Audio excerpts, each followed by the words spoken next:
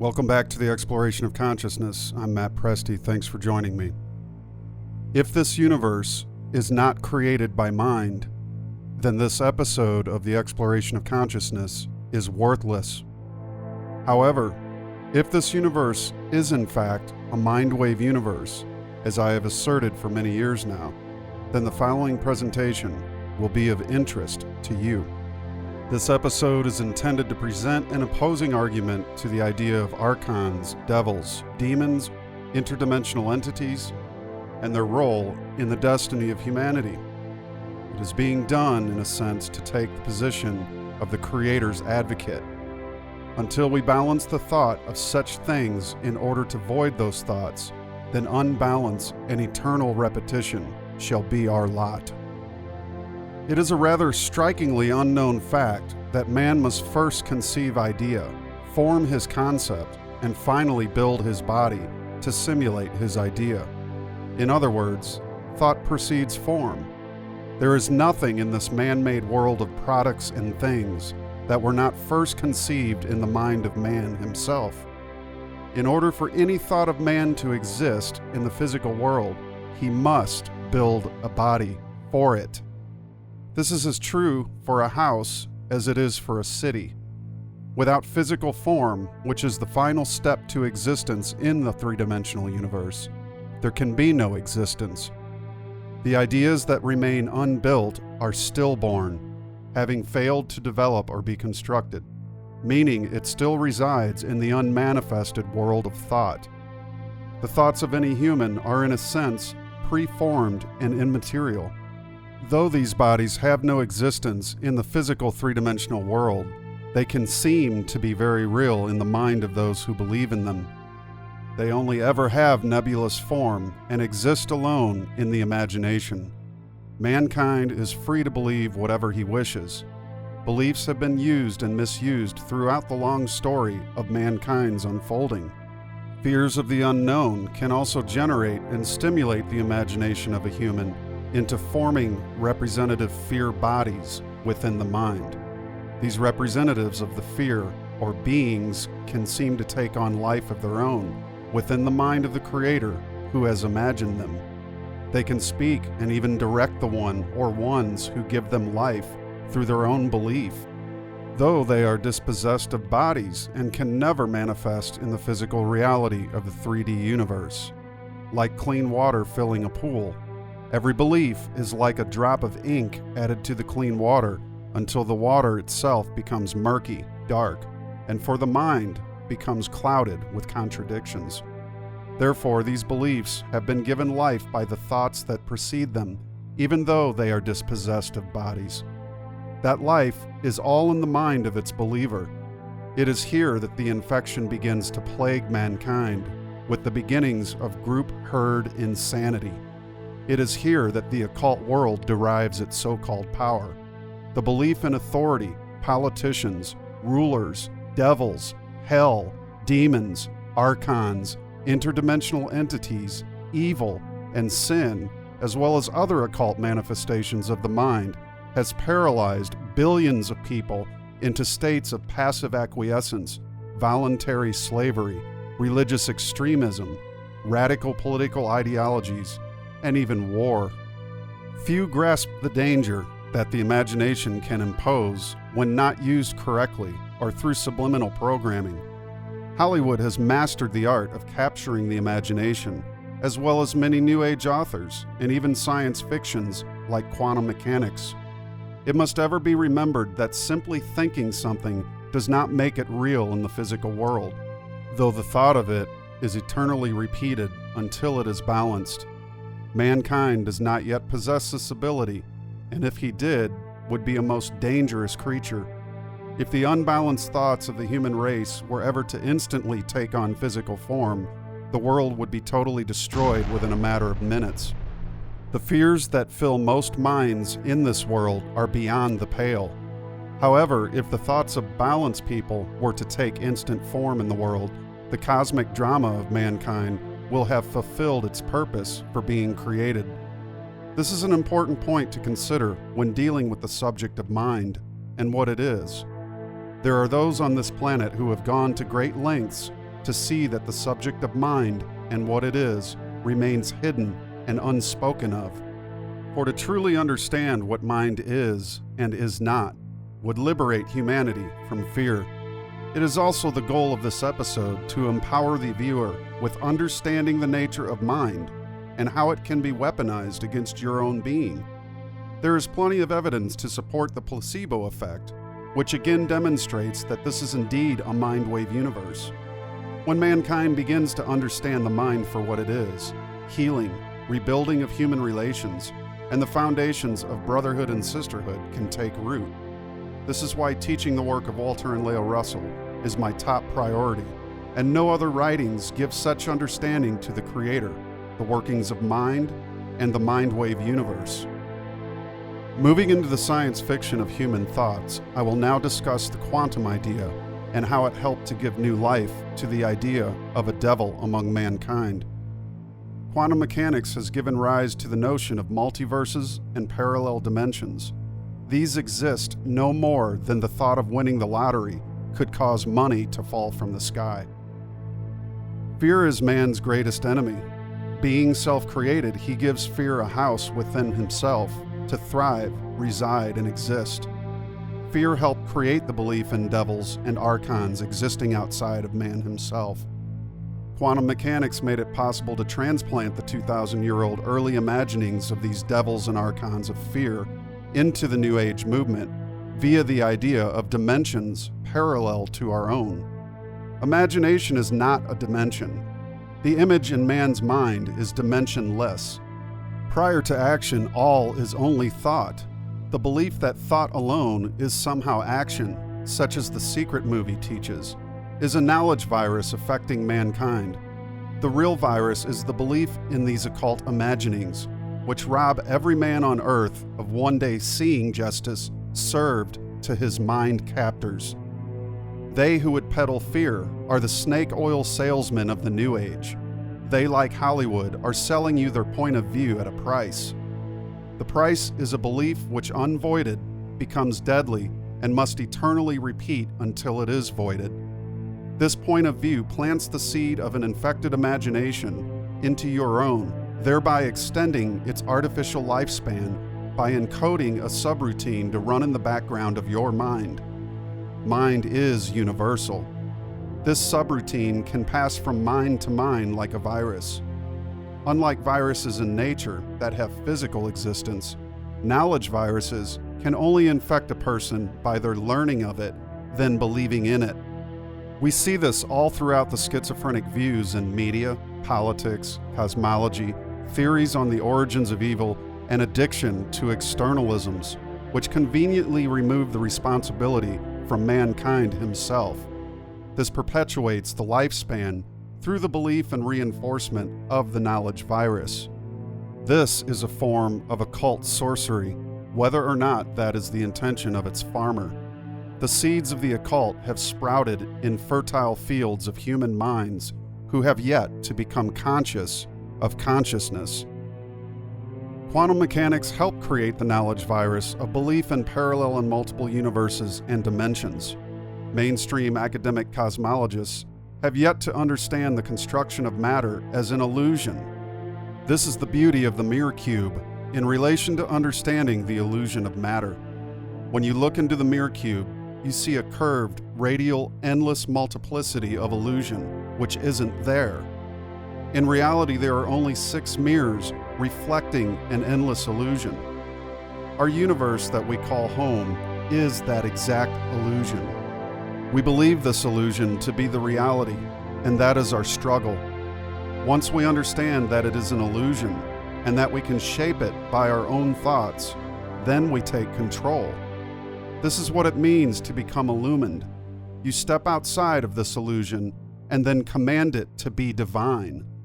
All of creation is for the fulfillment and manifestation in body of divinity.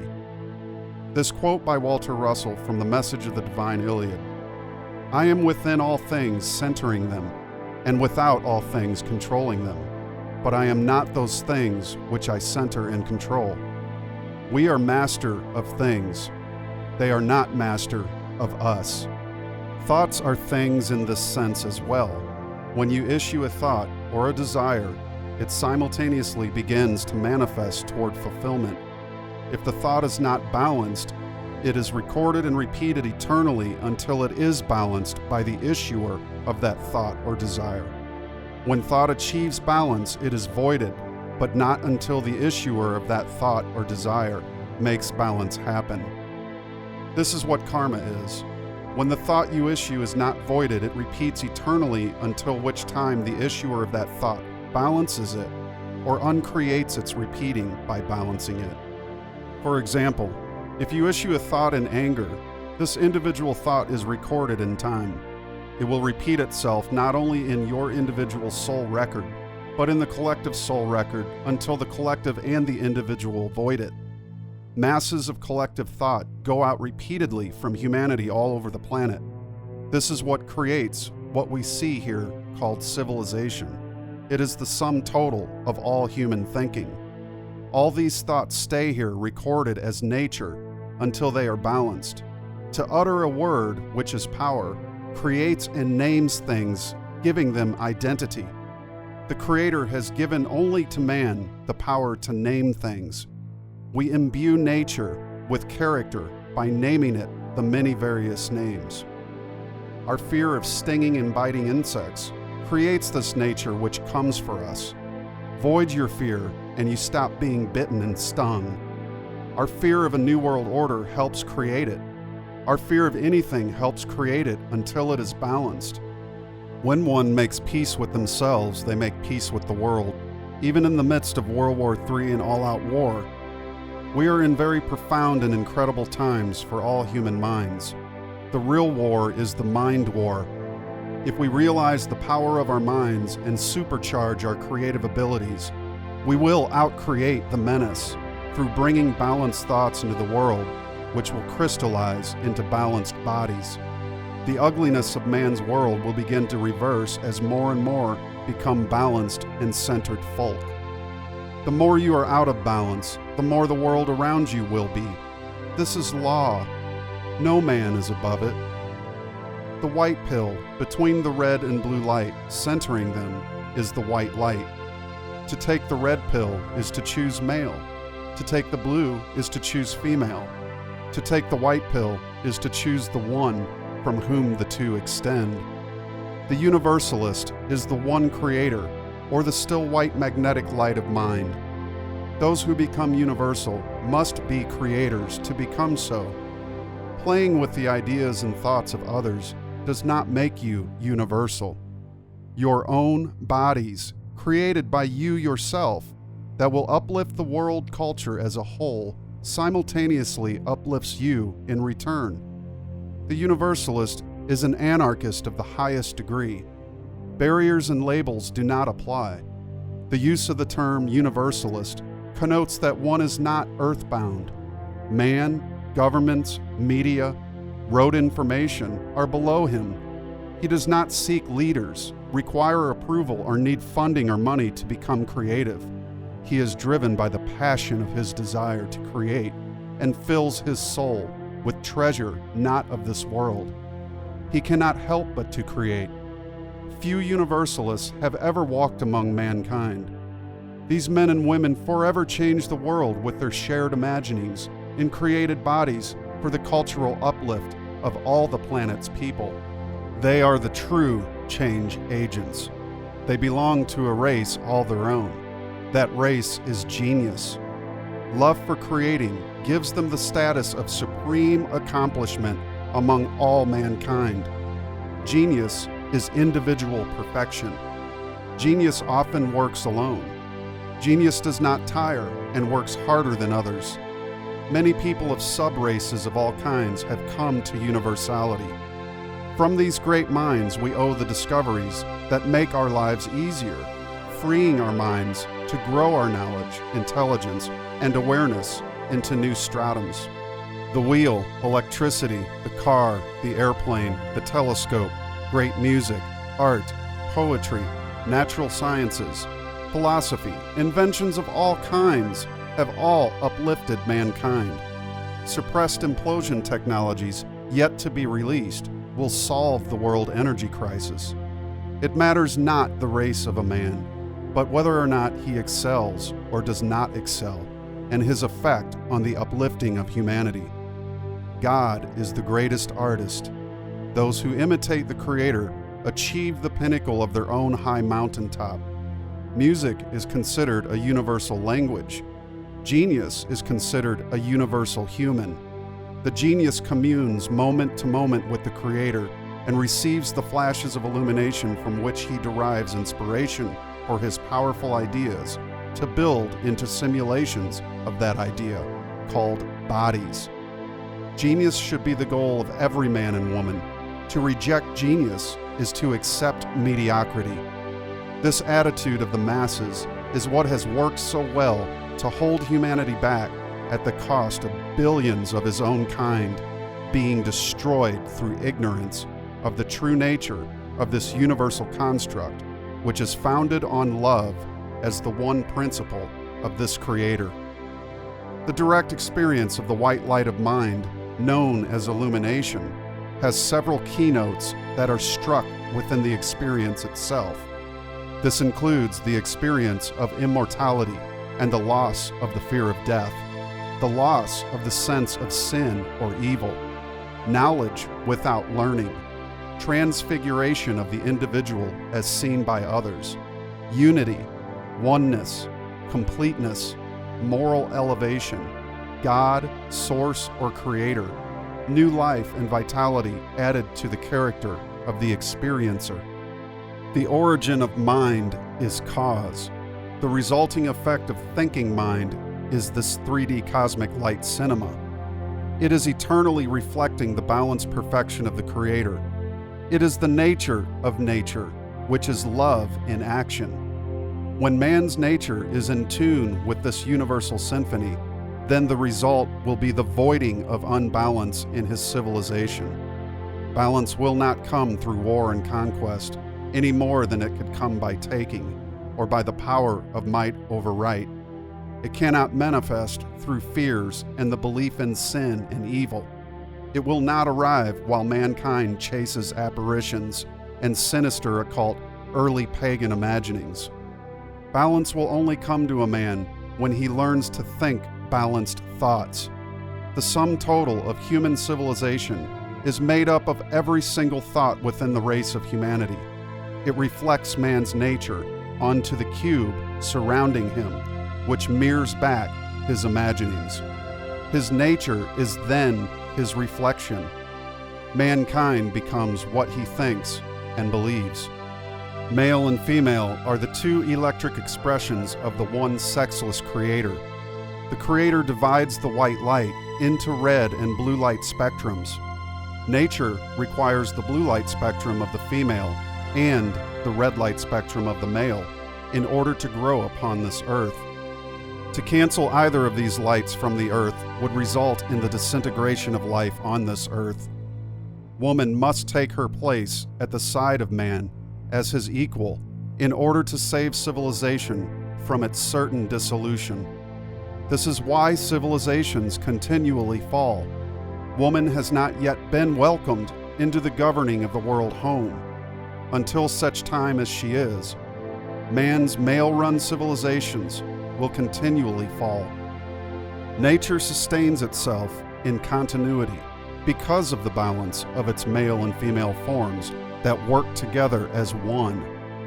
Mankind would do well to understand this as of yet unknown process. When man and woman achieve balance in the making of the world home, then, like nature, mankind's civilization will have continuity, but not before.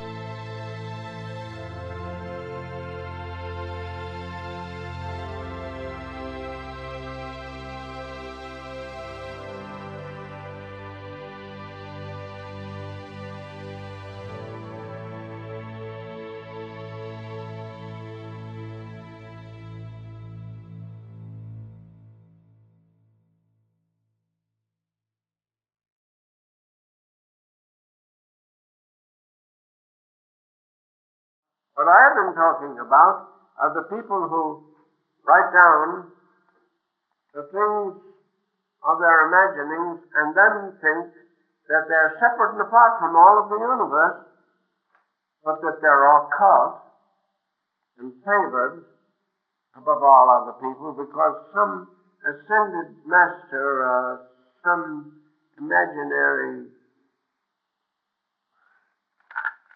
dead person who has been resurrected and can go and sit on a cloud and communicate with you. And then they write about these things that are coming through on the other side. The other side doesn't mean God ever. It means some ascended masters in the occult world. The occult world.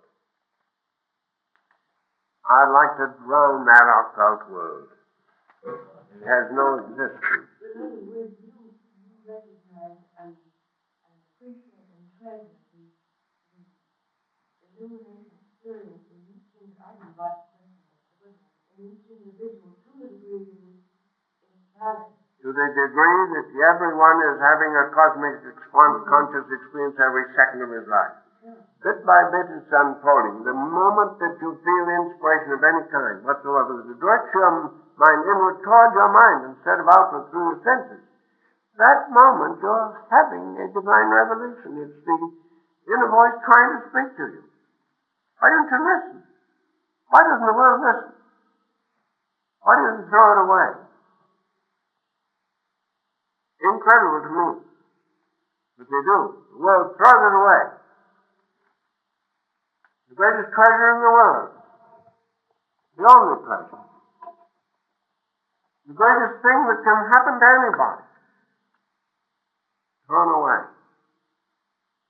Buy a ticket to Coney Island instead. Well, that's what the senses do to man. But the spirit, the voice is whispering inside all the time. Listen to me.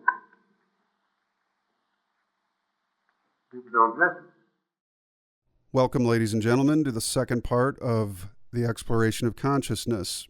We will be discussing some things with Jim Porter, who is a former employee at the University of Science and Philosophy from roughly the years 1976 to 77, who knew and worked with Lao Russell personally.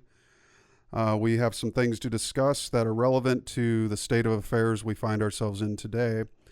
But before we bring Jim on, I'd like to briefly discuss the video. It is my opinion, my humble opinion about things as far as where I see the very real importance of mankind paying attention to the fact that he has a mind.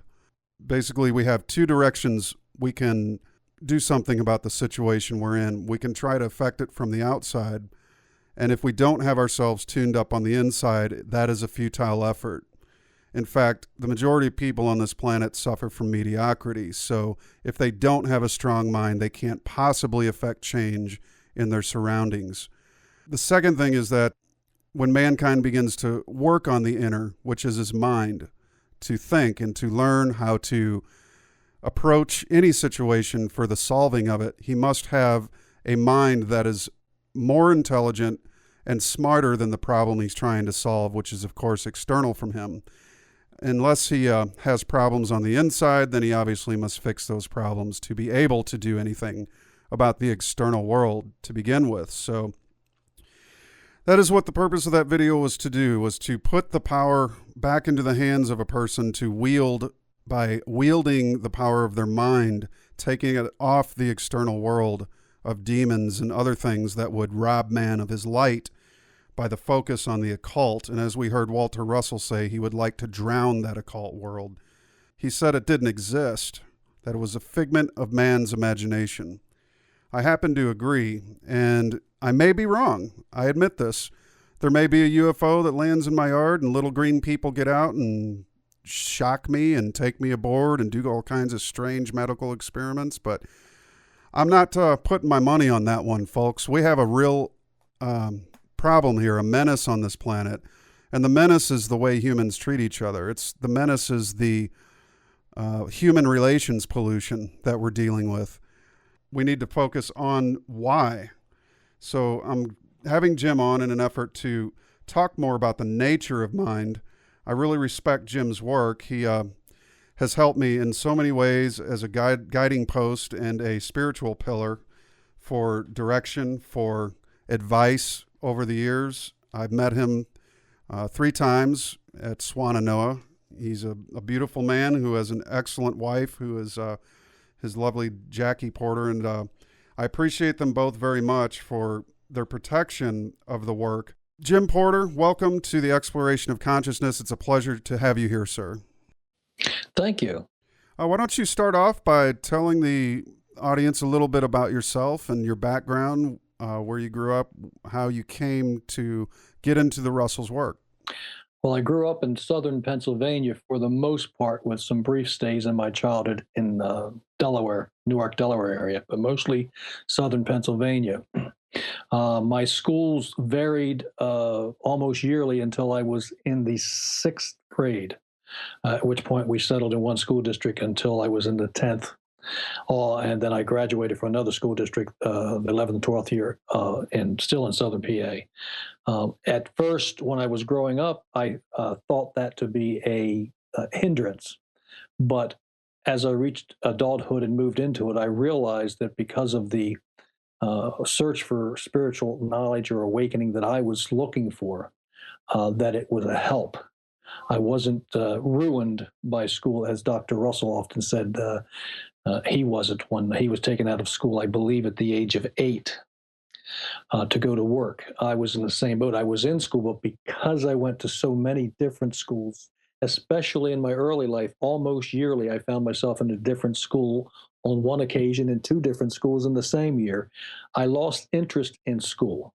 And I literally became that kid that would draw and look out the window and not pay attention to literally, even back then, the indoctrination that was going on.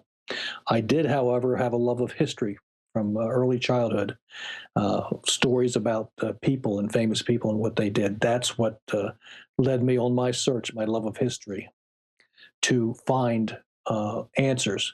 I was relatively set back on the few times that I went to church as a child, because I didn't understand this God that they were explaining to me. I liked the love side in the stories, but I didn't understand the wrath side of the nature of this God. This Father that I was told, this was our Heavenly Father. It confused me. I liked Jesus.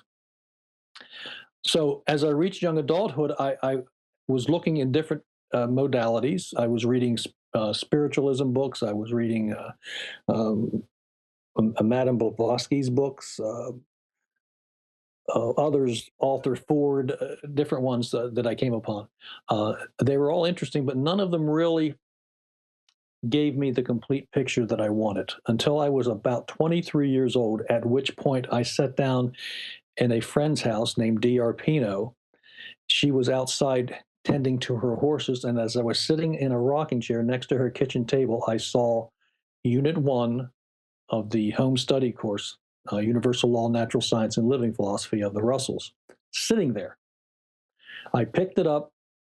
I began to read through it. I was there for about a half an hour before she came in. And by the time she came into the house, I was hooked. I wanted more. And that's so true of so many students when they first get this material. They know something is profoundly different about it.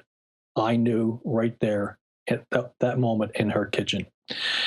She went on to invite me to a class that was being held in Newcastle, Delaware, by a group of Russell students who had come together to start a home study course class.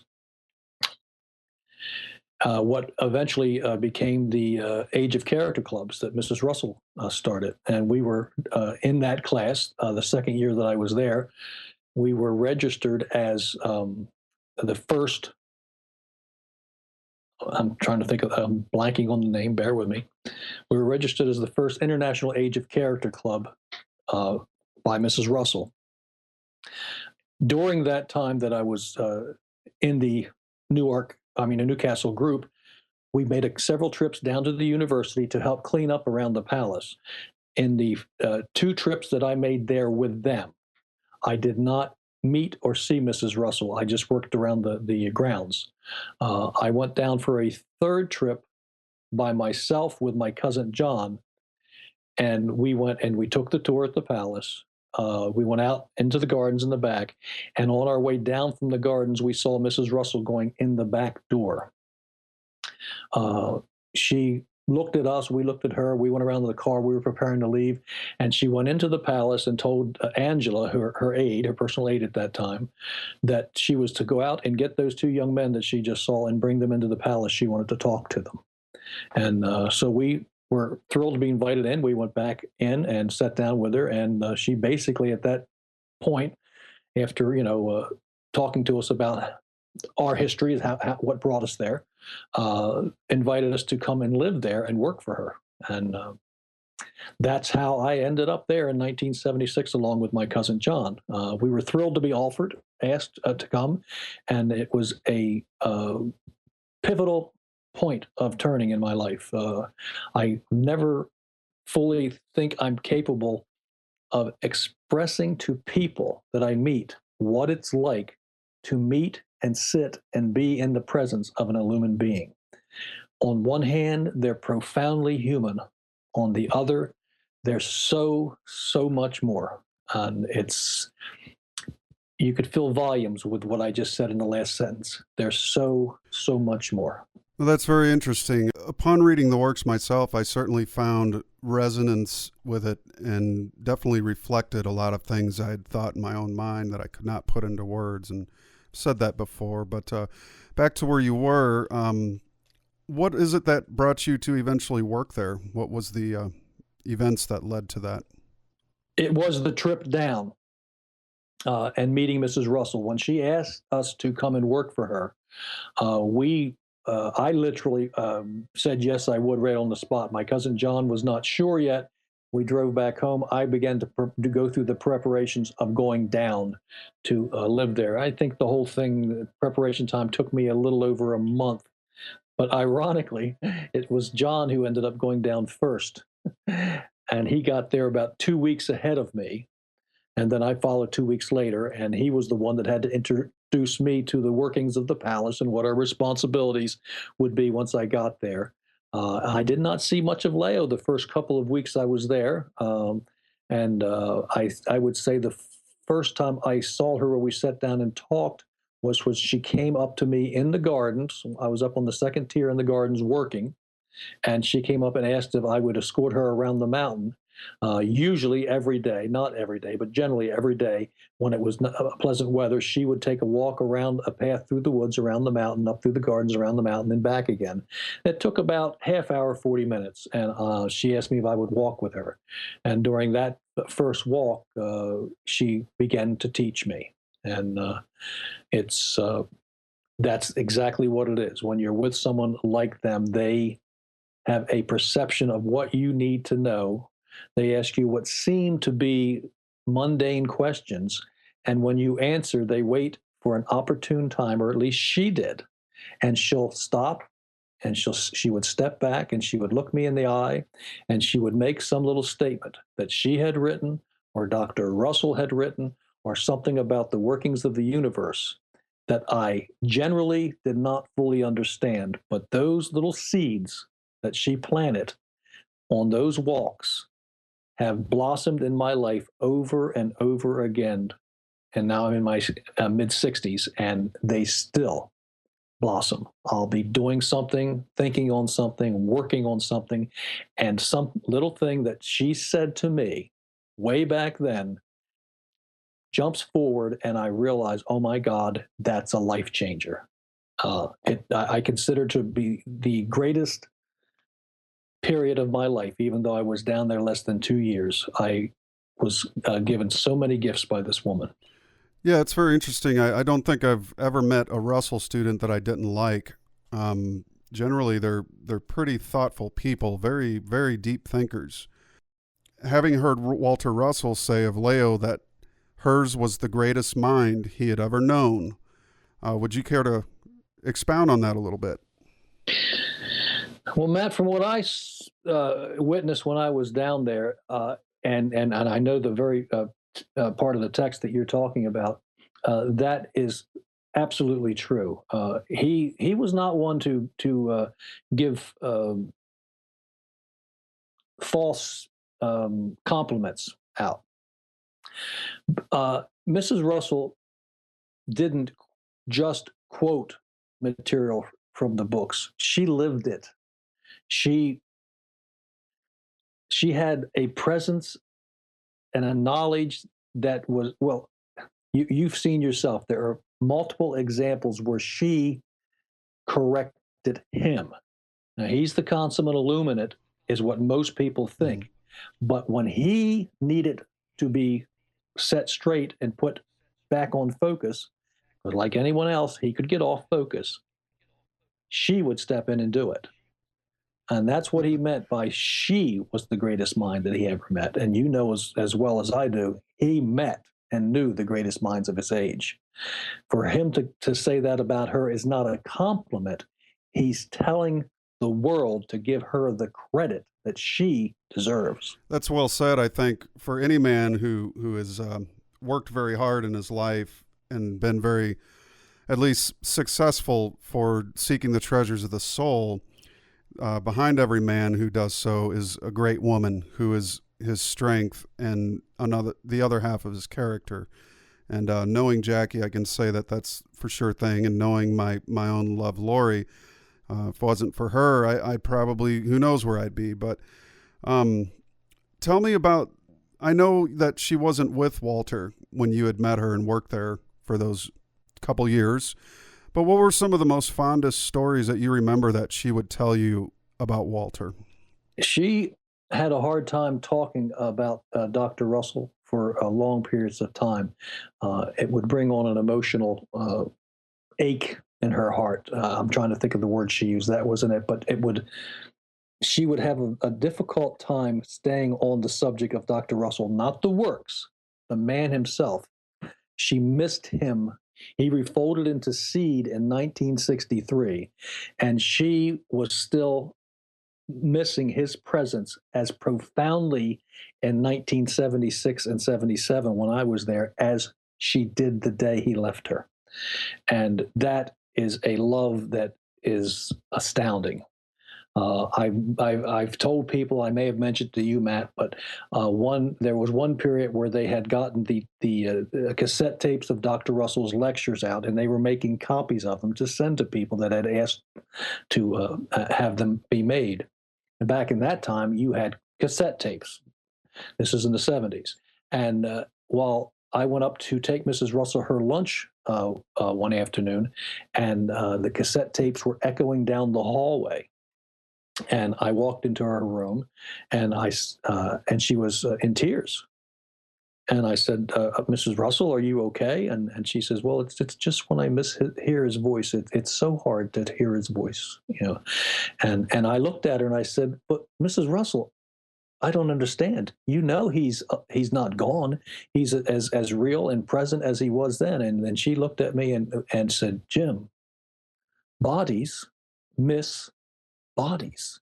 I miss his physical presence because I'm in a physical body. And that really brought it home to me, that yes, I at that point in my life had never really lost anybody that I was that close to. And I'm thinking, wow, yes, she's right. That was a lesson for me. It served me well for many years.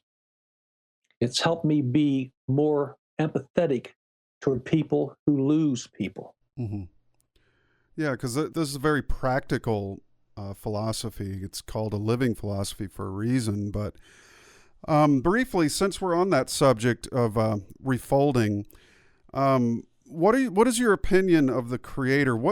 How do you envision, or how do you personally picture the Creator as best as you can describe?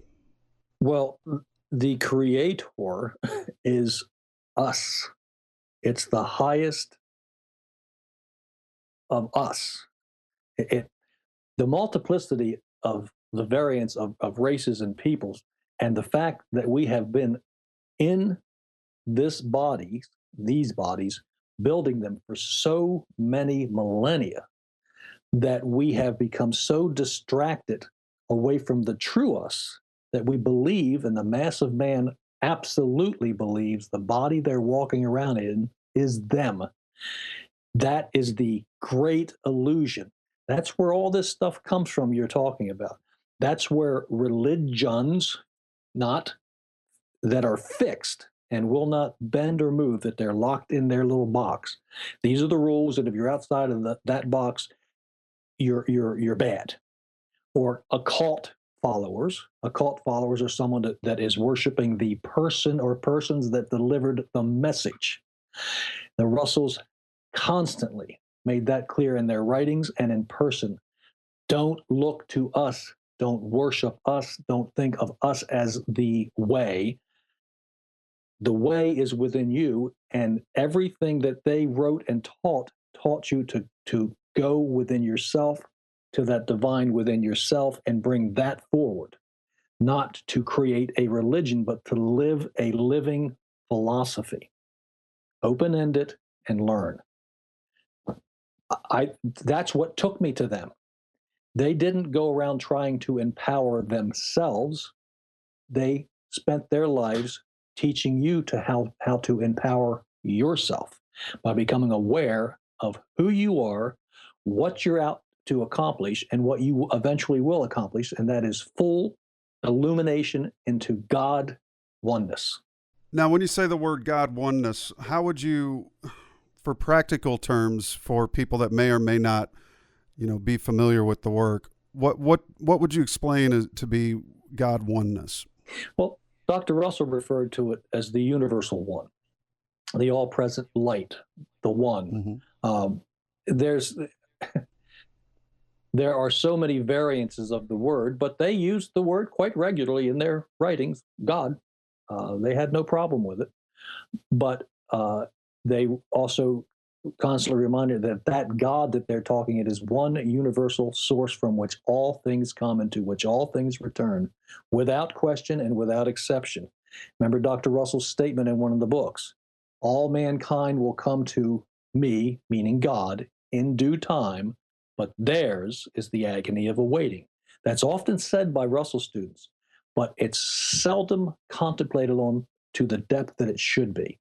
They're telling you, or God was telling him, his God self, to deliver the message to mankind that there is no pressure here.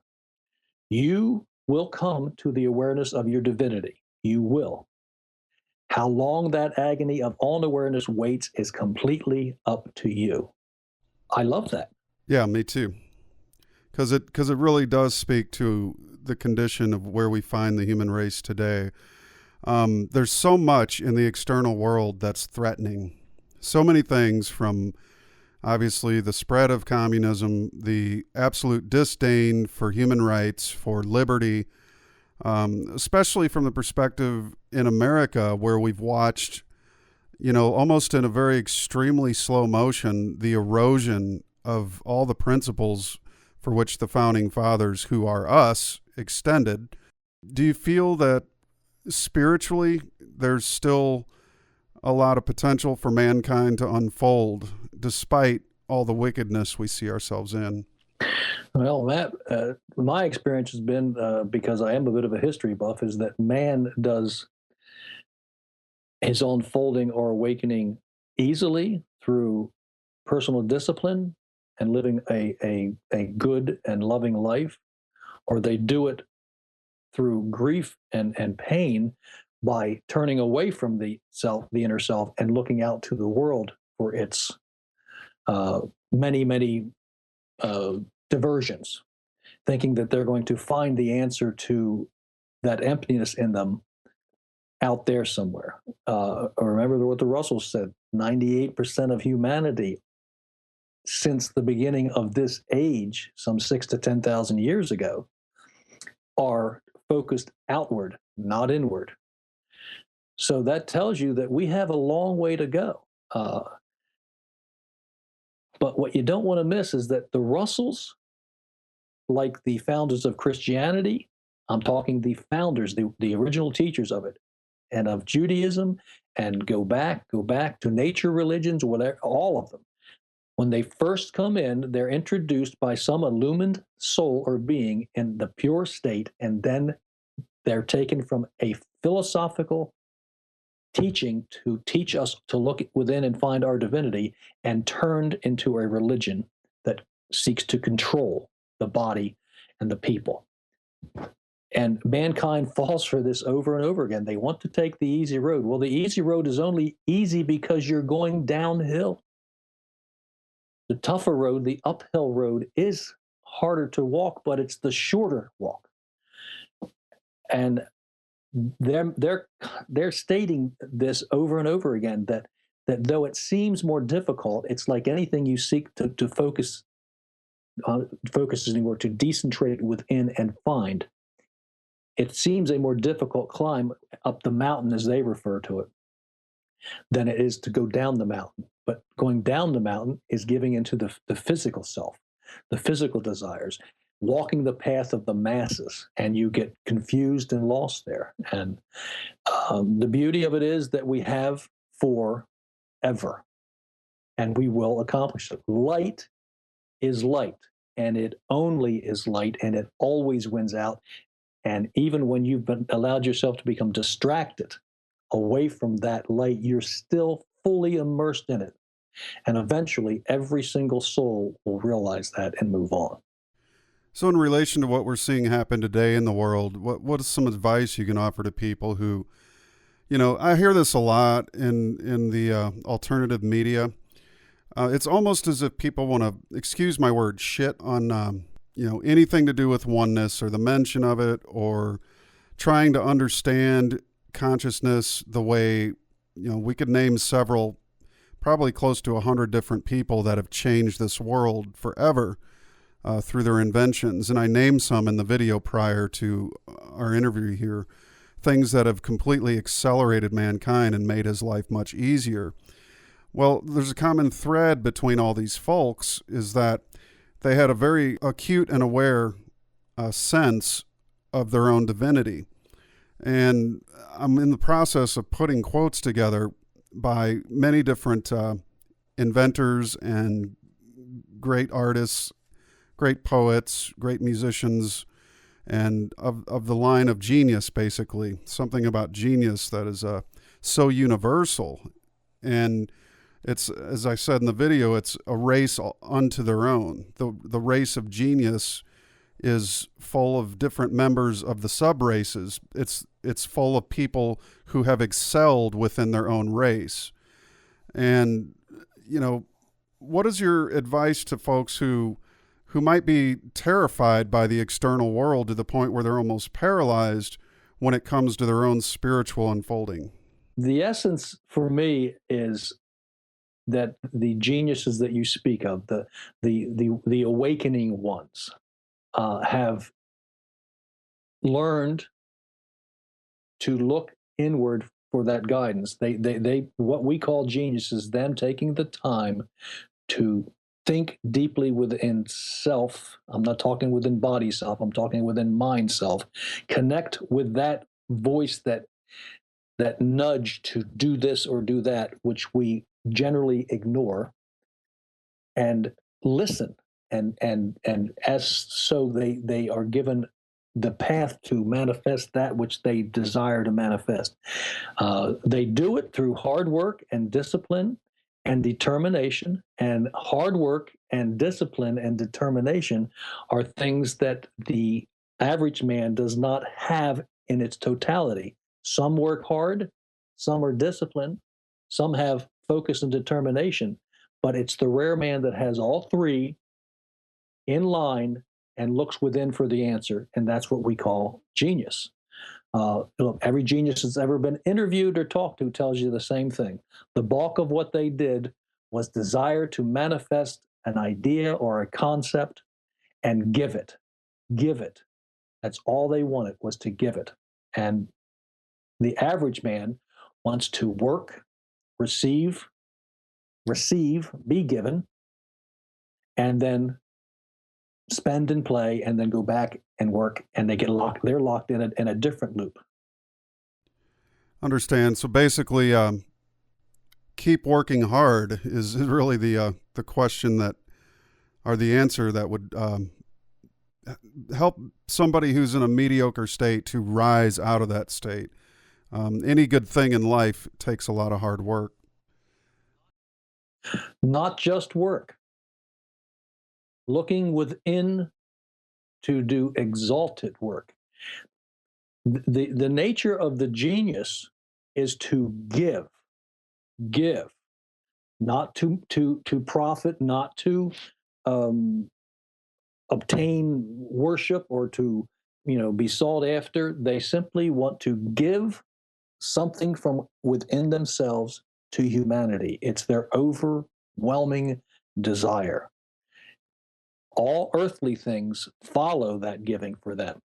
The average man wants to receive something for themselves so that they can have what they want, and then they want to receive even more. But they're only willing to give only that which they must give to get what they want. The genius wants to give to the point of exhaustion. It's their nature to give. That's why they go from the average man into genius. That's the first bridge to inward enlightenment.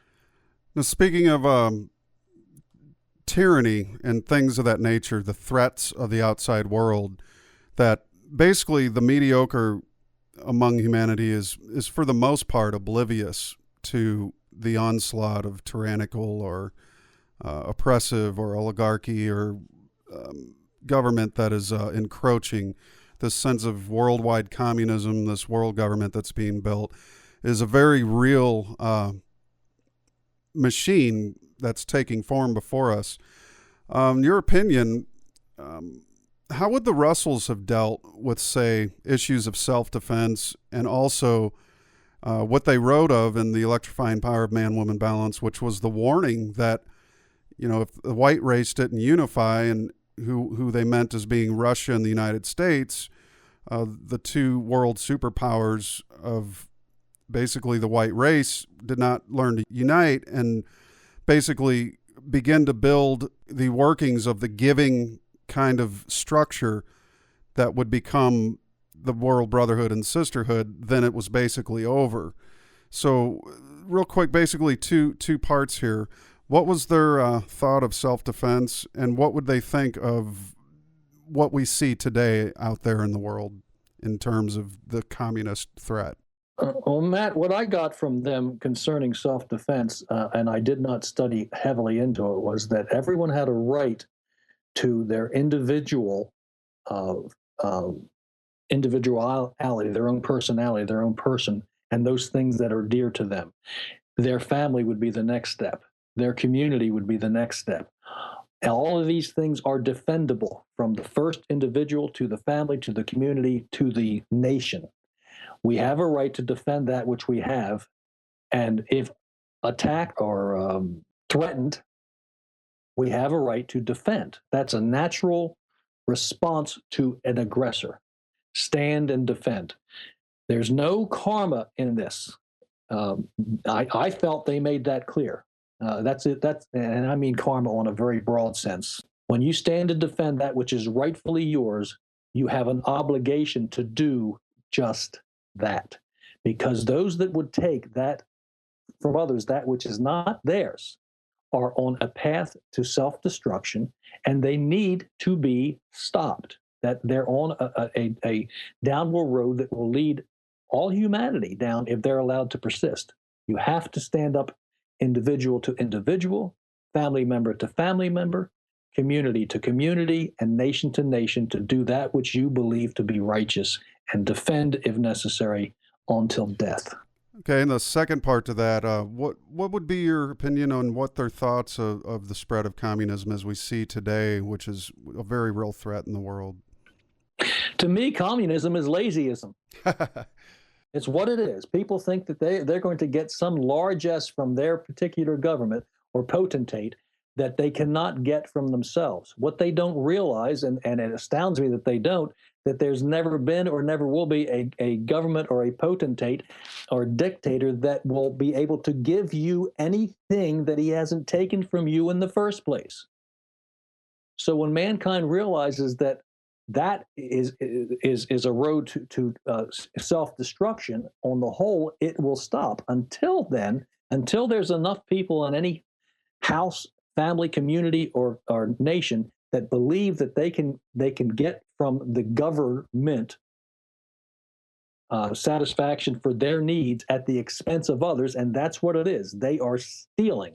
They're enabling their government to steal through excess taxation from the thrifty and the hardworking, and so that they can sit on their proverbial butts and not give their fair share. An advanced society sees this and begins to deal with this problem at the local level. And when they're dealing with the problem of the lazy at the local level, it is dealt with and it doesn't get out of hand. When that responsibility is passed on to the greater level, the government and the nation, then you create tiers of distance between you and the people that don't want to work or don't want to work as hard as they should will put pressure on the government to support them. And the government has only one source of money to get the things that they're demanding, and that is the people that are doing the work, not the lazy. So the government's focus goes from supporting the thrifty and the hardworking to punishing the thrifty and the hardworking to support the lazy and the shiftless. It's interesting points. Concerning action, I was just going to add to what you said that's one of the key interests that drew me into the Russell's work, was because I must admit The Secret of Light was nothing what I expected. The focus on thinking is very balanced with the equal focus on action all throughout the work. Something I totally, absolutely respect that is quite different than any religion, because most religions, Buddhism, for instance, saying that desire is the root of all evil. I had a hard time with that, because if I didn't desire to write a song, I wouldn't have a song to listen back to, and there'd be no joy in just keeping it locked up in my head. So a very big break for Russell to say that this is an action universe. Care to comment on that? Its action is in exact accordance to the individual's desire to give service to the universe. And then if you give loving service to the universe and your fellow beings without desiring anything back, but just that service, the things of the universe will reflect that back to you, to additional love and additional service to you from the parts of others. It all comes down to that word, service, giving for equal regiving. That's what the Russells teach. When you have people, and look, let me specify here. When I talk about the people that ride the wagon, I'm not talking about the people who can't work. We have an obligation to care for the people that can't work. We have no obligation to care for the people that won't work. There's the difference. In fact, I believe somewhere in the Bible, if I remember my statements right on that, it says, "Let he who will not work starve." That's pretty blunt. Yeah. And because what they do, if you keep trying to feed the lazy and the shiftless at the expense of the workers and the producers of any family or community or nation, you only increase the lazy and the shiftless. And eventually you have more lazy and shiftless than can be cared for by the rest of the community, and the system falls. So the lazy and the shiftless should be forced to work or not eat. I agree thoroughly. I mean, something's got to be done to get this massive system to alter its ways. Again, back to action. That's one of the things that I keep coming back to, with one of the reasons is why I like to promote this work, is because there were so many people I know who have such great ideas. I have met and played with some of the most fabulous musicians in the state of Missouri.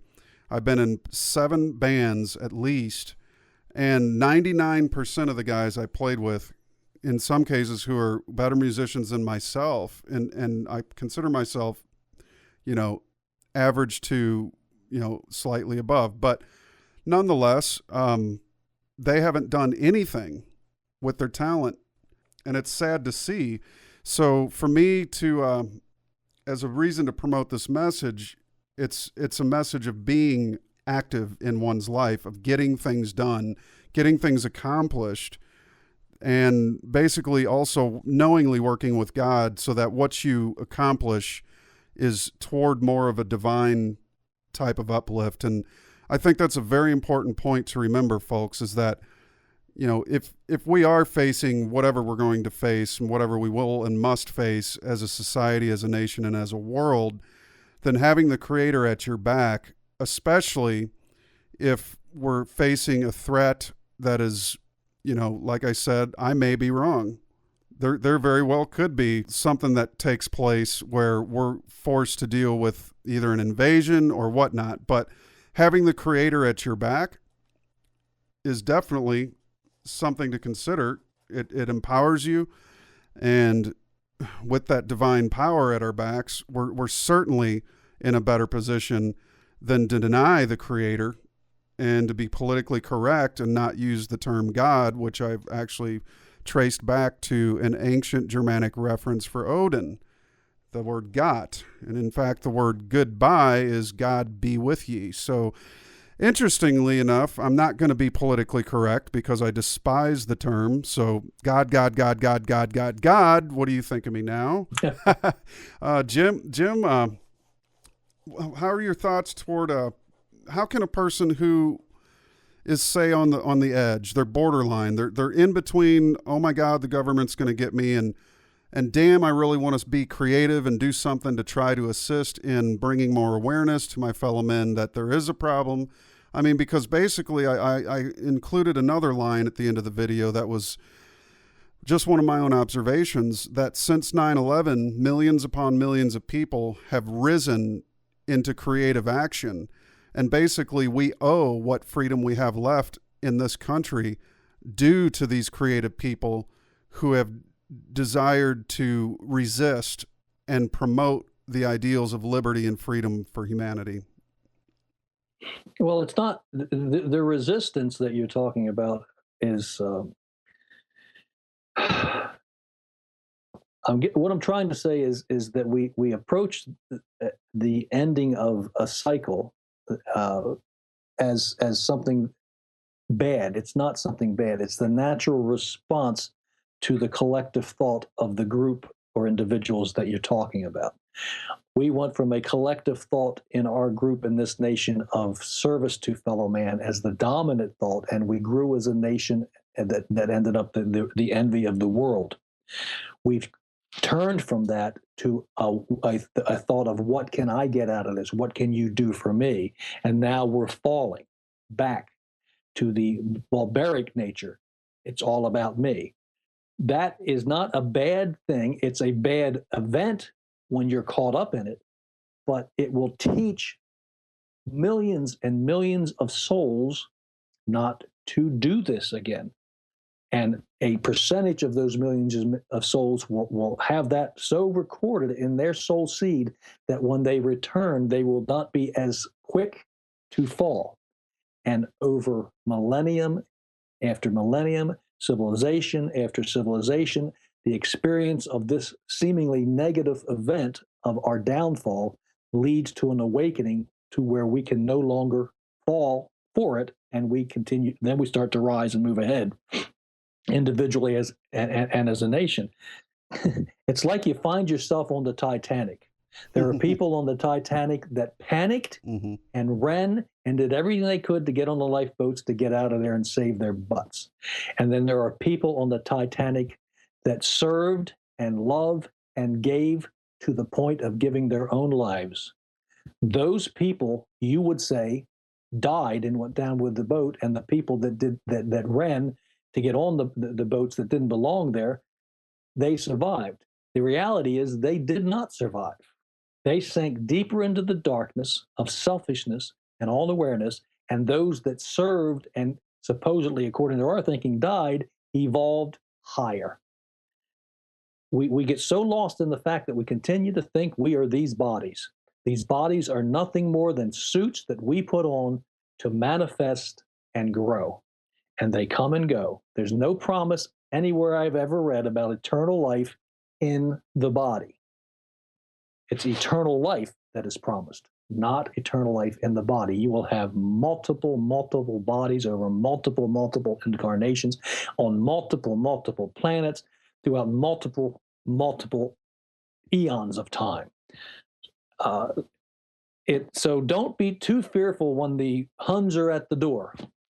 The Huns are always at the door, or the Germans, or the Russians, or the Chinese. There's always someone that wants to control their world through taking that will rise up and be able to threaten you. Or the Khazars, yeah. Or the Khazars. It doesn't, whatever the boogeyman has many names, and the boogeyman will keep coming and keep coming. And only those like the Christ who understand that is the ultimate illusion, and that statement that he made, even if you tear down this temple, you know, and I know, meaning the temple of his body, I will rebuild it. He knew himself to be a divine presence as one universal being that not only centered himself, but centered all things and all being. He knew himself untouchable.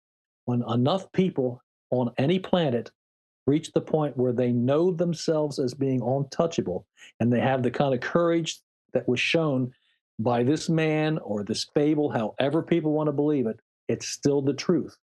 That is interesting, because that is something I often think of that I'm probably not going to be able to do in this life. I'll go down with guns smoking, blazing, Right. bombs blowing up, whatever I can do. But it might be 30 more lifetimes for me, brother. But that's fine. I understand the reference and the meaning, because there's the very real threat, and the belief in the body is definitely stronger than the understanding of what is the mind. Remember what the prophet Jesus did teach. If you remember his life, and we have to understand that a lot of what's in there is from previous incarnations of other people and his own life. But the one thing that comes across in the story that I've always admired is he never, and if I'm wrong, I'm ready to be corrected, but I never saw a single instance where he went forth to battle to protect himself. But on many instances, he stood in the path of others to protect others. And that's what you're talking about. And that's what the Russells are talking about. If you are standing for righteousness, even to the point of your falling for your stand, it's fine. It's much better than to be on the opposite. Yeah, and to think that somehow defending yourself will result in a negative karmic action is actually irresponsible. You have a responsibility to stand up for righteousness as you know it. You have a responsibility. I can't even conceive that is a wrong concept, because nothing good would ever manifest if people didn't stand up to maintain and defend it. Exactly. Because there are always takers. always. So then it is true that with the correct understanding of spirituality, you can also be, in a sense, a warrior for what you care about, as long as it's not just for yourself alone. And that, I mean, obviously your own self-preservation, if you're threatened in an alleyway by an attacker, you certainly have every right. But, you know, that's something that a lot of people in the New Age movement seem to think that, you know, being somehow demasculinized or castrated, neutered, you know, is what the new man is supposed to be. And I just reject that whole idea. But I have a very strong love of myself, my dear Lori, my family, my friends, and I'm willing to stand up against all things. But I also have a very real love for spirit, and I have very much sought to give these past few years for the uplift of humanity so that we can avert the fall of civilization. And that's what the video really expresses well. And what are your thoughts to that from your own personal perspective? I'm a defender. Mm-hmm. I love humanity as a whole and my fellow man. It breaks me internally when I see people being repressed and butchered and harmed by others. But my grief is greater for the harmers, because they truly do not know what they do. They don't understand the perpetual hell that they're creating for themselves in subsequent incarnations for the acts that they're performing. And until they awaken to that through experiencing that which they had forced upon others, and they will, until they stop, they're locked in that endless cycle. Mm-hmm. So all humanity, remember, this is a difficult thing for me. I have struggled with it all my life, but I believe it, that Christ conscious being is in every single being on this planet. You know it as universal law. Mm-hmm. It's true. Now, you look at some of the despots and total murderous, monstrous beings on this planet right now manifesting, and it's very hard to understand that within them is that God one potential. Mm-hmm. But they too will one day discover it. Right. But in the meantime, if they're kicking your front door down and threatening people that you love, and this is where I draw the line, people that I love, I will defend. Mm-hmm. Property, generally not. Right. Well, I think this is one side to spirituality that is very little discussed, but for a lot of people that think spirituality means laying down your weapons and capitulating to the strong arm boot on the side of the head forever, as Orwell mentioned, people, you really should get a perspective that is in line with universal law. I often say, Jim, that everything in nature has a natural defense, even down to the smallest insects. I've seen things defend themselves against things larger. I've seen huge dogs run from little kittens. It's just amazing, some of the sheer defenses and the mechanisms that are natural, built in. And I think, in a sense, that what we're responding to as a whole world, those among us who are smart and intelligent, who are able to read through the BS in the mainstream media and are, you know, seeing the bigger picture for what it is with this push for world government through false flags and other things. In a sense, we're like the white blood cells that are coming to the protection. But, you know, again, this idea of the devil in the New Age movement being the archon, and I think, in a sense, that kind of steals man's energy, because there's no way to defeat an archon. And I think it's very important. And I Googled it. I've done several search engine searches for how to defeat an archon. There's absolutely no answer. And this is the problem I see with believing in devils, is that there's no way to apprehend them. We can't take them to trial. We can't put them on a court of law. On the same flip of the coin, the sheer lack of ability to act in the face of danger. Something geniuses, just take the example of Joan of Arc. I mean, she had multiple flashes, which led her people to victory. It was basically flashes of illumination. She was considered an illuminate by the Russells. What are your points of view on how God will help with people that have basically an awareness of spirituality, and when they're in situations of trouble or possible bodily harm, how does the Creator play a part in that? As far as I know, it doesn't act on our behalf necessarily, but having that power in our corner in terms of that righteous anger or that righteous love for the defense of one's home and family. To defend that which is rightfully yours is acceptable. It's a necessity in life. If enough people would not defend that which is rightfully theirs, they will always lose it. You can't build an individual, family, or community or civilization unless you're willing to defend that which you have built. And you're right. You go down the street and you step on a bee's nest next to the sidewalk. They don't come out and say, "Oh, excuse us, we'll move the nest." They defend. And it's not a pleasant experience for you. Mm-hmm. God controls every aspect of the nature. You know as well as I do, they're almost totally instinctively driven. They have a very small modicum of free will to fly from flower to flower, things of that nature. But most of it's God controlled. So God defends. Right. He defends the hive. He defends the bears. He defends the flower that has the prickly thorns on it. He allows them to defend. That's fine.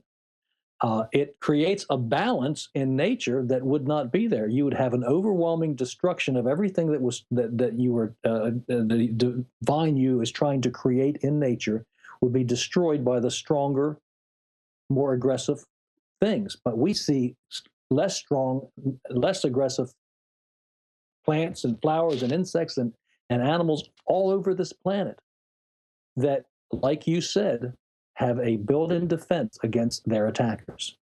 That was done by a desire on the part of the unit of nature that you're talking about to fulfill its purpose.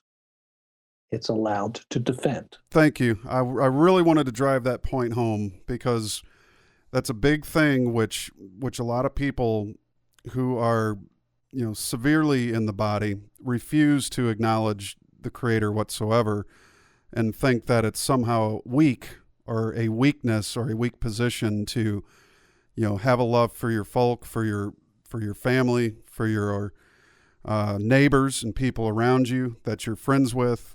I mean, we're all in this together, folks. So as a nation, defense is something that is more or less a responsibility as long as it's done in righteousness, not necessarily self-righteous, but righteousness for the good, for the common good.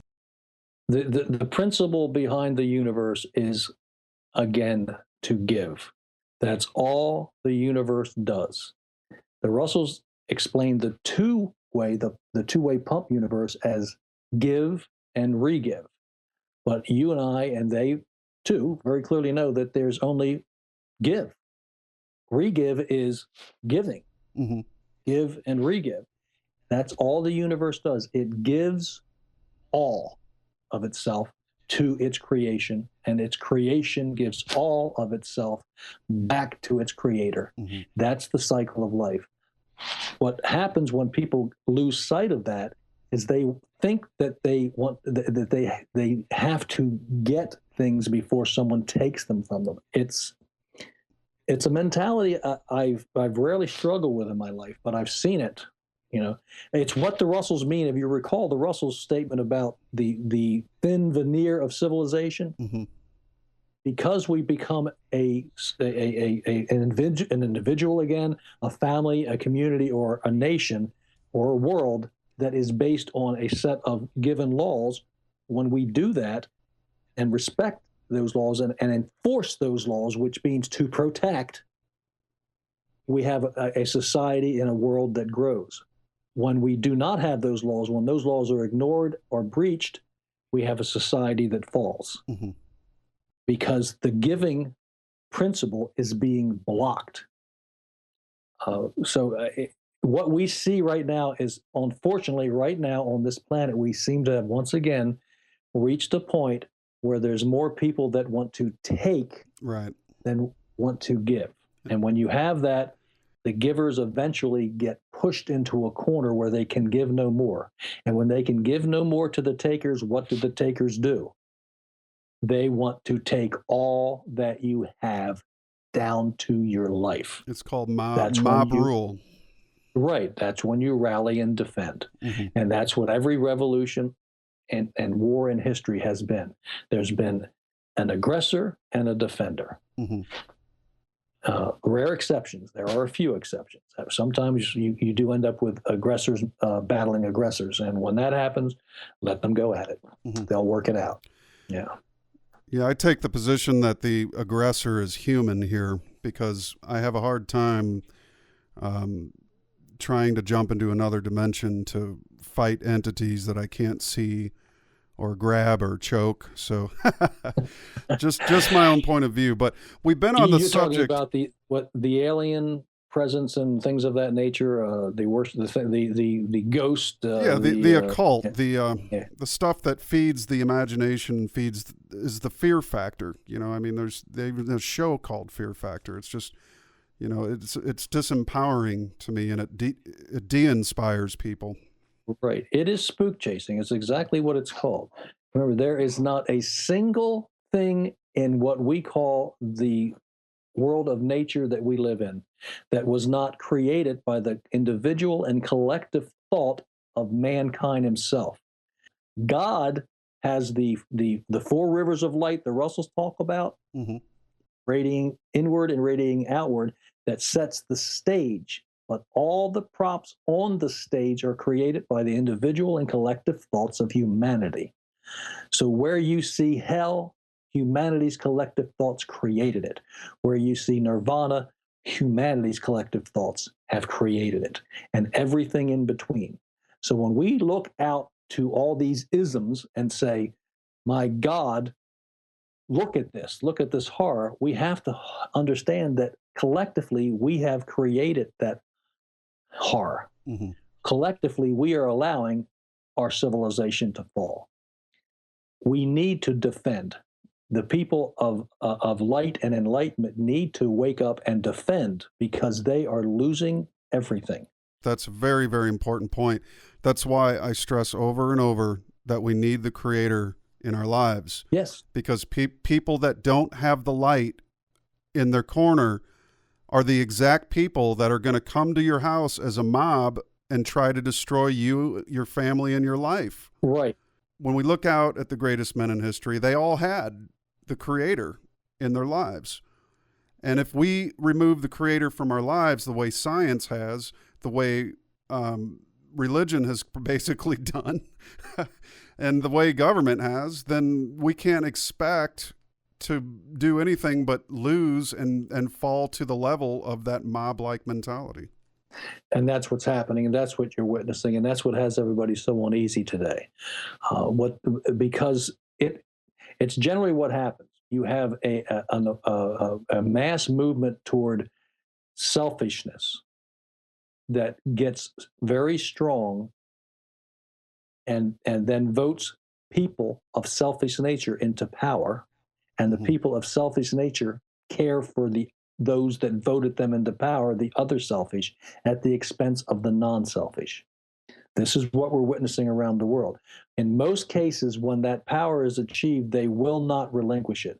We have not reached that point in our country yet, but we are very close to having people of a low enough mentality and spirituality in power that they will turn on us. They'll create some kind of false problem or event, and they will declare martial law, and they will tell you that they're going to temporarily set the Constitution aside, and then you will never get it back again, not without fighting for it.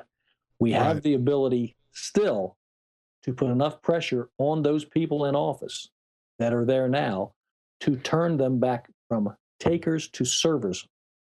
But we've got to rise up and do it now through the ballot box and through bombarding them with marches on Washington, D.C., whatever it takes to get their attention that we will not tolerate this anymore. And we need to also remember that, like many politicians would tell you, all politics is local politics. That's true. And we need to bring our representatives into order or not send them back there again. What would you say to folks as a way to just keep pursuing their goal toward the mountaintop with maybe some of Leo's words from a conversation you might have had that may have helped you in the past? Well, the first thing I would say is read Unit 1 over and over and over again. And if you don't fully get it from reading Unit 1 over and over again, read Unit 2. And if you have to, continue through all the units and then start again, and you will learn what meditation is. Meditation is simply a holding ever present in your consciousness an awareness of your universality as a universal being expressing through a body. That's it. And everything you do, as you well know, I often find myself cleaning toilets in my business. I clean them with as much love and vigor as I would make my lunch. It's all the same. Hold that light in whatever you're doing, and don't ever go out and work for money or possessions. Work to serve. It has left me never wanting for customers in my entire life. I've never wanted for customers when I've worked for myself, and I've worked for myself throughout most of my life. Because when I walk into their presence, I am there to serve them, not to make my $150 and go home. Right. To serve them. Exactly. It shows, and they feel loved from the service I give, and they recommend me to others that they love.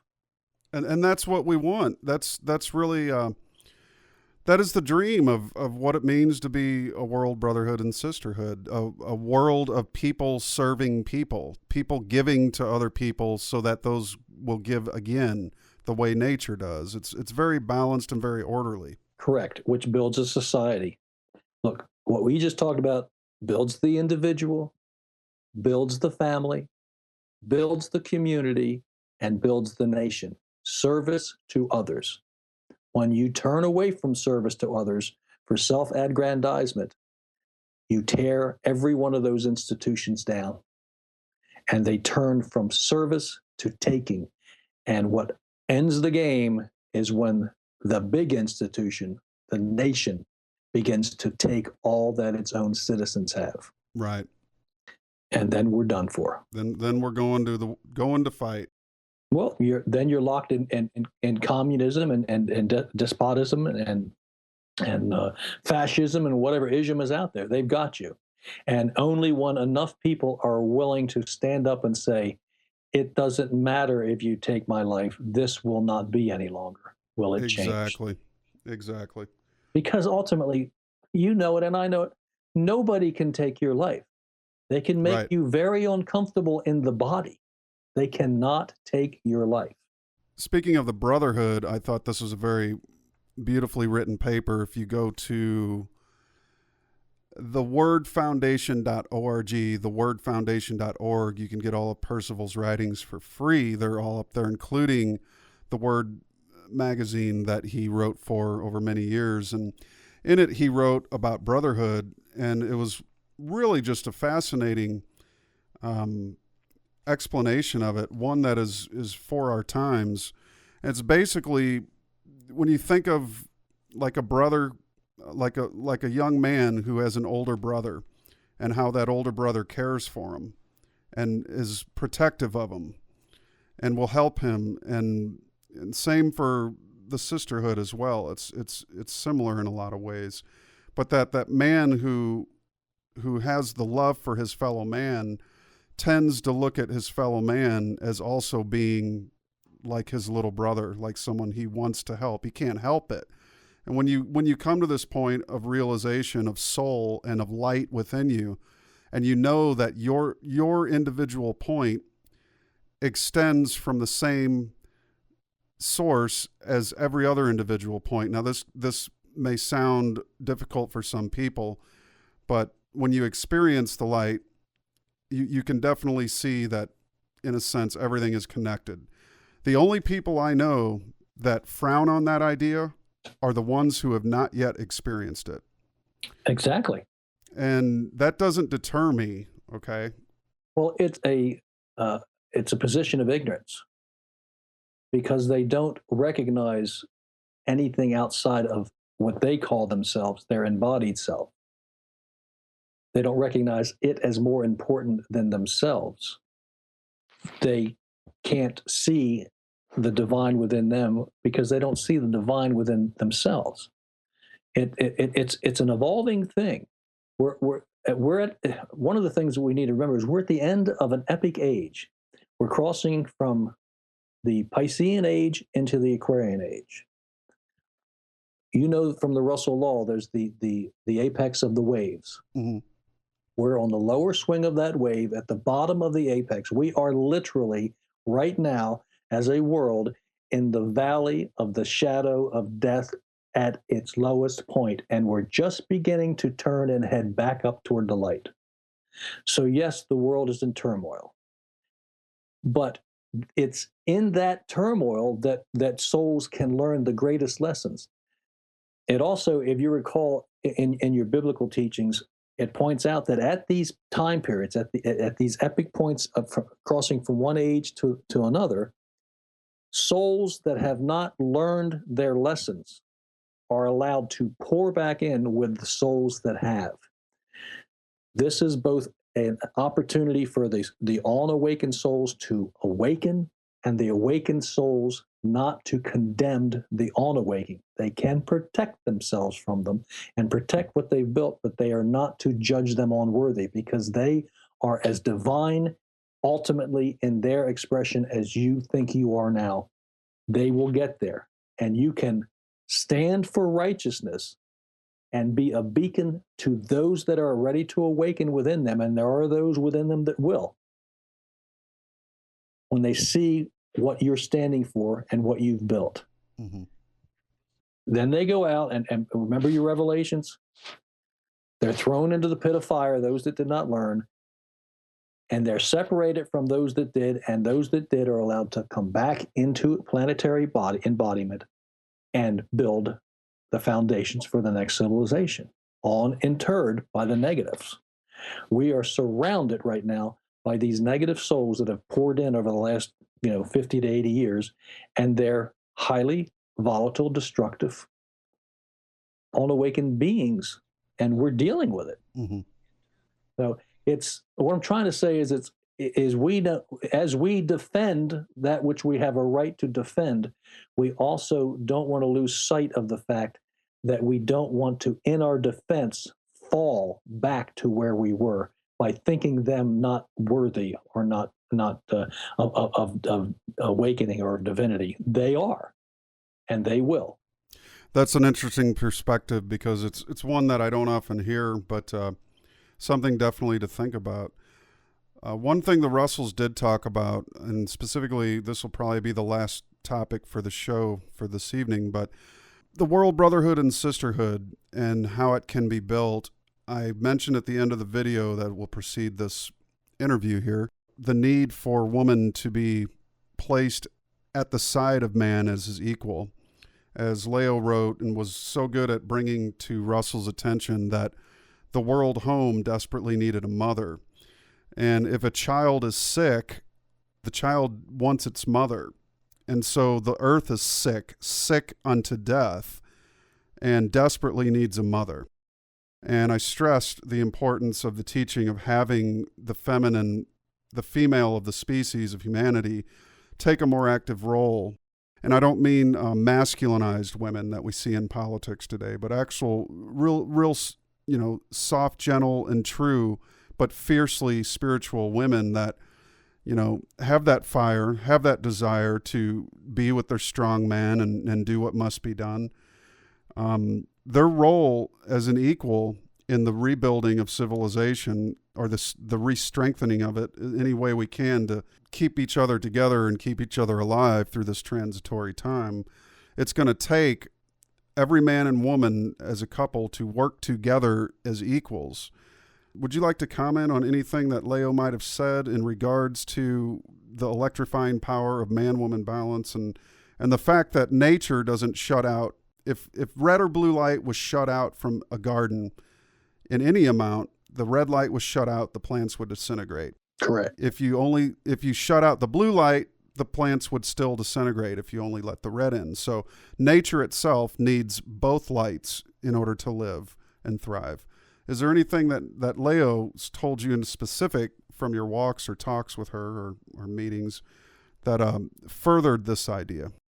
She believed very strongly that it would be women that would lead mankind to an awakening as they're allowed to step up to their rightful place as equal and opposites to the male.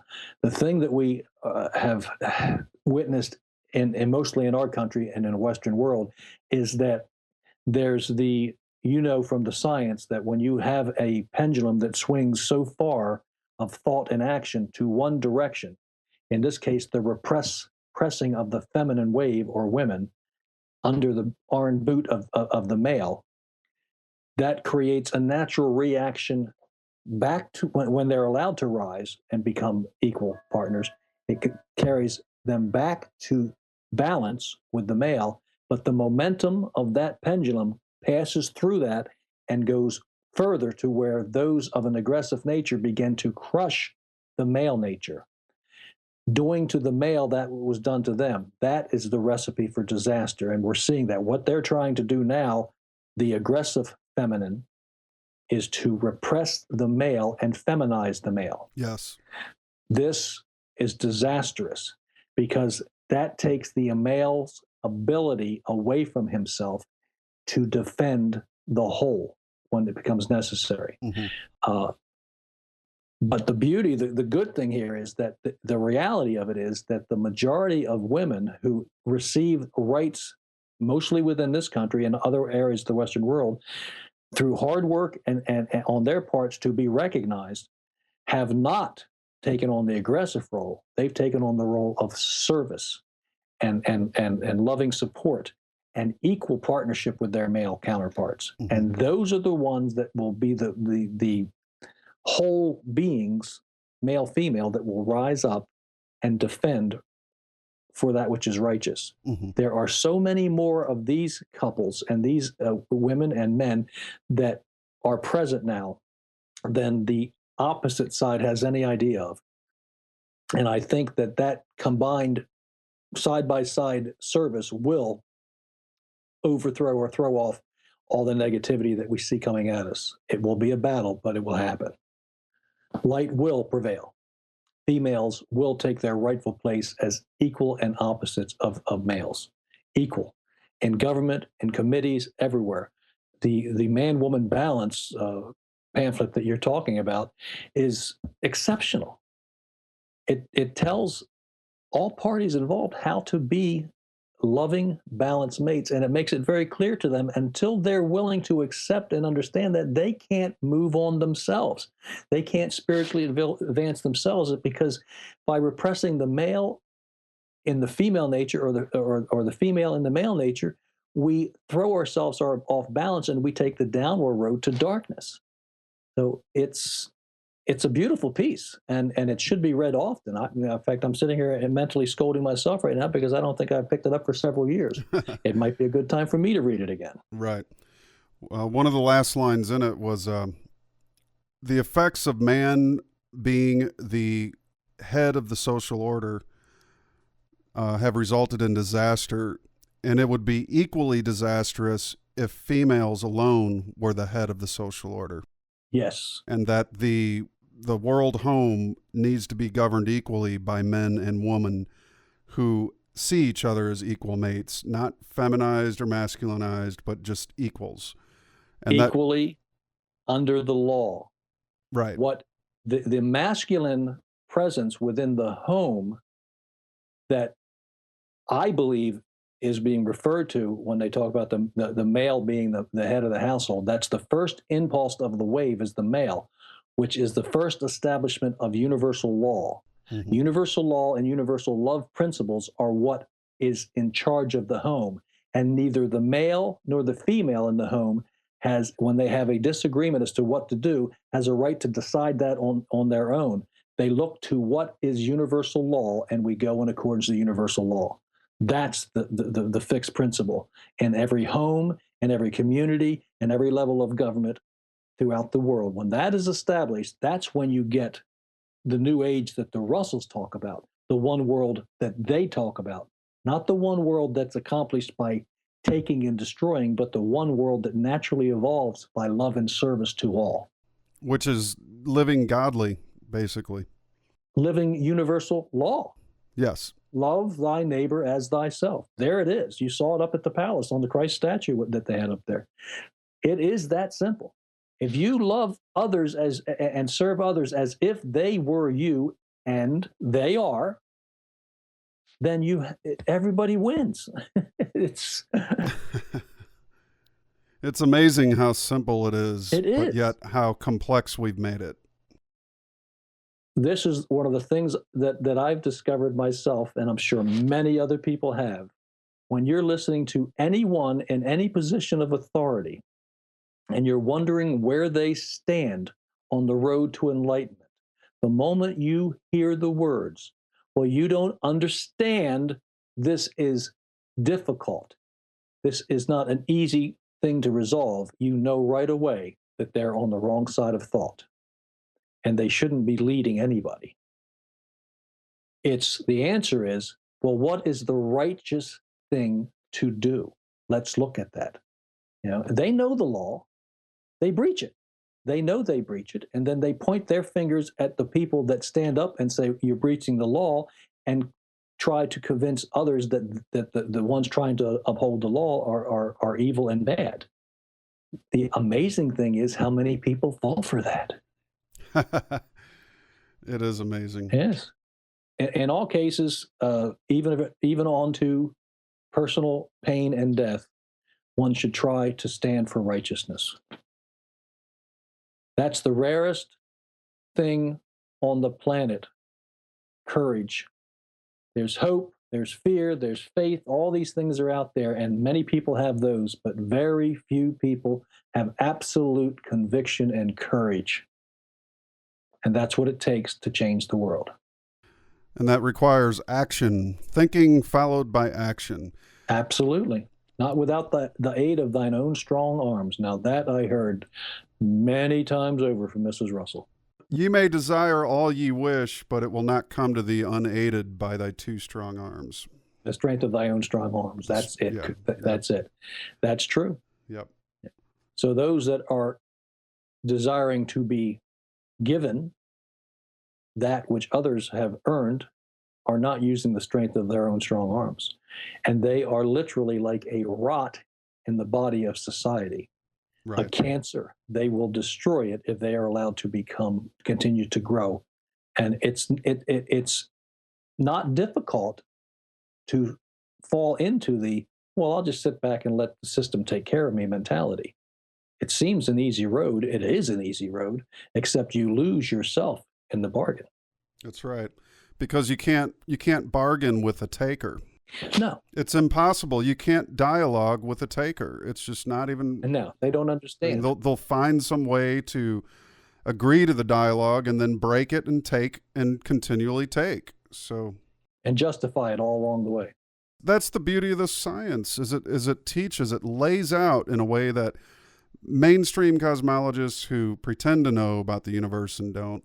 They simply just, once you encounter the teachings of someone who's seen within the construction of matter, who has experienced the light of mind, as all great geniuses who have given the world its repository of cultural uplift, if you will, through their multitudinous inventions and love for the fact that they have great passion in giving. We see the thread, it weaves its way through all these different people's lives. It truly is the most glorious and supreme side of humanity that is not self-righteous, but just righteous in the way that they live in accord with natural law. And Jim, I'm going to give this chance to you to share your final thoughts, and I want to say thanks for coming onto the program. You know what, Matt? I'm thinking of a story I read as a child. I believe it was it's the Little Red Hen. She finds a few grains of wheat. She asked, I'm sorry, she finds some wheat growing. She asked the local animals if they will help her shaft the wheat, or what do you call it? Take it off of the stalk. And they said no. And then she asked them if they would help her grind the wheat, and they said no. And she asked them if they would help her take the flour and make bread dough, and they said no. And then she asked, when the bread was done, if they would like to join her for the bread, and they said yes, and she said no. She stood up for righteousness. It's a wonderful little children's book, and it should be in the hands of anybody. That was one of my favorite books as a kid. My mom would read to me. Yeah, it's a simple truth. That's right. If you don't make the bread, you do not deserve to partake of the bread.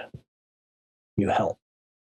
Well, folks, I just want to say to Jim, thank you, and extend a thank you to Jacqueline for letting you come on to this quick installment of the exploration of consciousness. I'm going to just say one final thing, that just keep on looking inside yourself, because the answer for power is not external. And if you look out at our leaders and the communist world government attempt that is taking place in this world, it is a desire to find power externally. That is what creates the communist movement. It is what basically, it's a system of taking over giving. To put it into universal law terms, very simply, it is the power of might over right, the taking over giving principle, which creates an externalized approach to living. The answer to that, people, is to develop a relationship to the Creator in you, to know that your power source is omnipotent, omniscient, and omnipresent. When you achieve a relationship with the Creator in you, call it whatever you like. You may just refer to it as light and not call it anything, but to be knowledgeable, to be aware of the presence of the power within you. When you become aware of that power, you can affect tremendous change on this planet. And there are many people we're trying to reach that they can share the knowledge of the light within through demonstrating through their own creations. With that, I'm going to leave everyone with one of my creations recently that is called Waiting for the Dawn. And I wrote this song. The music was written back in 2006, and I just dug it out of the archives and found it and decided to finish it. And I couldn't think of a better song to play that is uplifting. I kind of wrote it for Lori, my love. So with that, I hope you guys enjoy it. I hope you share this show. It's a tremendous exploration of consciousness episode that was put together in inspiration while in the light. I edited for 15 hours yesterday after having a mini illumination, and it was incredible. So anyways, I hope it serves to empower you and to put the Creator behind you in the effort to achieve what is good for this human world and those who desire it, and keep on trudging towards your mountaintop.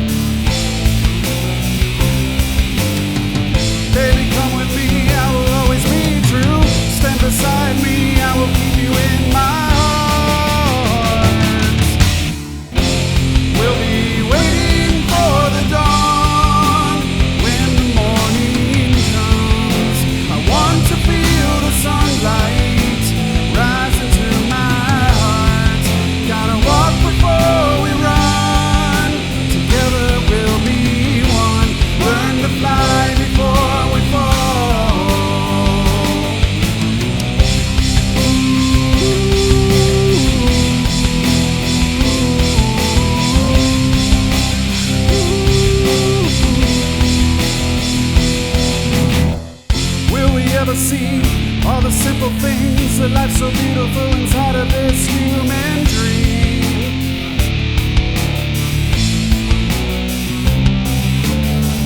There's a better place, it's just a choice away.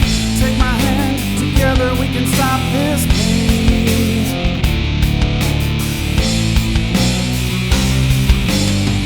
I will promise you, girl, this light will never fade. Keep me in your dreams, baby, feel me in your heart.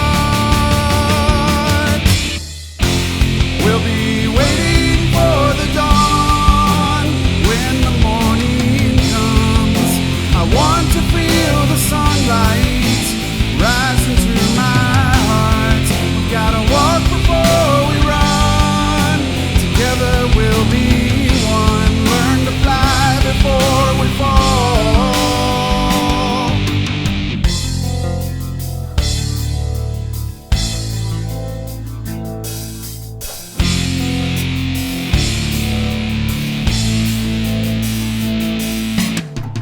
I could play this game, or I could walk away and watch the whole world fade.